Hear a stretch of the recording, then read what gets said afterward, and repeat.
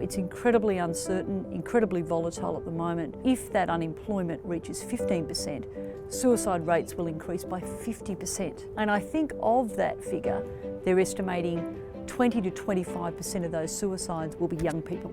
But with this dual purpose that we're doing, we're delivering those investment returns and we've got this charitable social return, it does feel good to be supporting the community and at the same time delivering those investment results. When we do have a severe downturn, like we're in now and we're going to go further into, we can actually at least maintain that current dividend level. Can you give me a quick synopsis on how you've been staying engaged with the fund managers and what activity you've been taking on the investment front? The whole strategy is very much to engage more closely with our shareholder base and also someone like our group of fund managers who very generously actually waive their fees to really help us make this happen. On the shareholder front, we've added more investor calls, we've upped the ante with content in our newsletters. We've started a podcast series. I've wanted to do that for probably 2 years now. And something like what's happened with COVID has meant, okay, we can make this happen. It's not actually that difficult to do. So it's a monthly series, and I've just interviewed David Gonski with his his thoughts on the positive impacts from COVID, which was really fantastic exercise to do. And it is about keeping as close to those shareholders as we can and updating them. And also, what we're trying to do is seek more feedback from them than probably we've ever done before, whether it's surveying them about something or in the lead up to our AGMs coming up, making sure that we've asked questions in advance if they've got any questions that they want us to address. On the fund manager front, we do have a fund manager engagement strategy because it's quite important for us in the short and the long term to make sure that these very generous fund managers stay with us, are very engaged in what we're doing, particularly on the charitable side of the business. Because one of the things they love is where the 1% that's donated to charity, where it goes. They're very engaged with our focus on mental health. So we do have a strategy there. We even did something fun back in February where we hired the open air cinema in Centennial Park in Sydney, and we invited all of the fund managers, all of their team members and all of their families to come to a night where we showed the remake of The Lion King, and it was really a genuine thank you. The event was very, very generously funded by the management company of Wilson Asset Management. So Jeff Wilson, the founder, really helped us out there. So we have got a bit of a plan of keeping them engaged. We have our first ever virtual investment forum coming up, and this is obviously part of what I'm recording for today.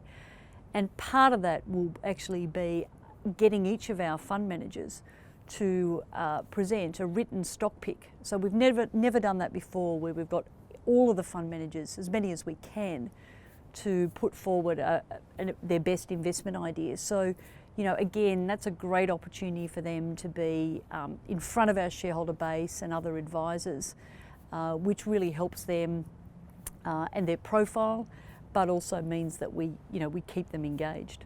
And Louise, you touched on it there, mental health, just such a central focus for what you do. How does the situation we're in now have an impact on mental health? It's obviously putting this health issue, into the front of people's minds. Look, James, it certainly is. I mean, it's something that both boards and myself are very passionate about.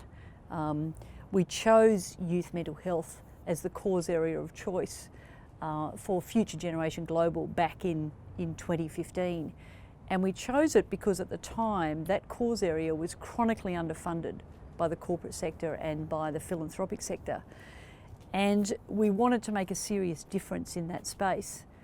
And, we also decided back then that we wanted to play a leadership role and encouraging more philanthropic funders, more corporates to fund in that space too. And we've been gradually doing that role in the last 2 or 3 years. But I started to say about 18 months ago that I really feel that mental health is the health issue of our time. And little did I know back then that we were going to face what we're facing now, you know, with COVID, but also the economic impact that, of course, that has precipitated. And it is a crisis like we've never seen before, the mental health impact. One of our FGG charities, Brain and Mind Centre, last week actually released some modelling they'd done, and they're saying that as a result of COVID and the economic impact, their view is that suicides will actually increase by 25% in Australia, assuming we have 10% unemployment. And then the other scenario is if that unemployment reaches 15%, suicide rates will increase by 50%. And I think of that figure, they're estimating 20 to 25% of those suicides will be young people. That hits us right there. Like, you know, as a CEO and a board, and we know our shareholders feel strongly about it, that's something we do need to tackle. And in fact, in 2 weeks' time, we have a social impact manager starting with Future Generation, and that person will be charged with making sure that we can demonstrate impact from the charities that we fund in mental health. So, like we've never done before, and this person is a specialist in that space. And again, you know, we thank Wilson Asset Management for their generosity in helping that make that happen with the companies as well. So, it is a crisis, but in some ways we feel the timing is very interesting for us to really elevate what we're doing in that space and seriously make a difference. So Louise, in the absence of being able to greet the many shareholders face to face, what's the key message that you'd like to pass on to them at the moment? Really, these two companies, as I think shareholders know, but I'll reinforce it, we are about trying to provide that downside, down market protection, and also that portfolio diversification, so that in times like this, we can protect our shareholders and their investment. And that's actually what we're trying to do. We really feel that's the model, and we have got some proven results so far where in down months we have outperformed the benchmark or the index. And you know, it's incredibly uncertain, incredibly volatile at the moment, but with this dual purpose that we're doing, you know, we're delivering those investment returns and we've got this charitable social return. It does feel good to be supporting the community and at the same time delivering those investment results. I think the other important message is that, you know, on the dividend front, you know, thanks to the wisdom of Jeff Wilson and his years of experience and also our board members, we've always had a dividend policy that we want to keep enough money in that kitty, in our profit reserve, so that when we do have a severe downturn, like we're in now and we're going to go further into, we can actually at least maintain that current dividend level. And that's what we're planning to do, certainly in this next dividend announcement, which will be at the end of August. So I think, you know, they're not designed to shoot the lights out, you know, but they are designed, you know, to really provide that protection. Great. Well, listen, nice to catch up. It sounds like you've been really busy, and great to hear about the really important work you're doing on the investment front, but especially on the mental health front. So thanks for your time, Louise. Thanks very much, James.